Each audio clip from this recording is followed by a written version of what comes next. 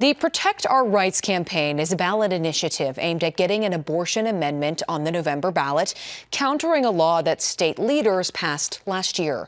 As our Joe Harris tells us, organizers were out tonight working towards getting signatures needed to put it up for a vote.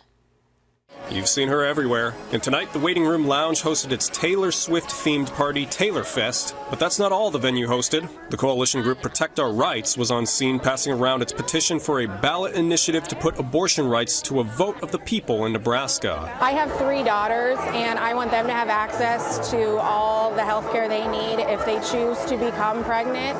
If they don't want to have a child, I don't want them to have to carry that on because it's extremely difficult. I mean, I think it's important to protect a woman's right to choose. It's in response to the recently passed law in Nebraska that bans abortions at 12 weeks. Protect Our Rights made the petition available to sign in late November, and organizers decided this Taylor Swift event was a great place to get signatures. There are a ton of people who support abortion rights across the state.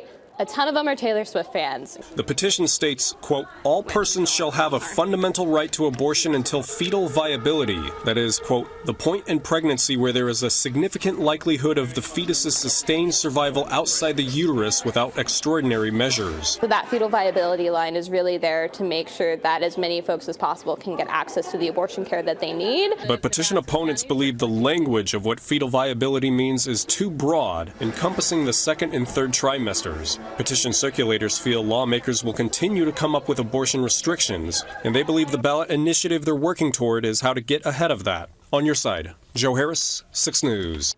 Their goal is to get more than 120,000 signatures statewide and 5% of signatures in at least 38 counties by July.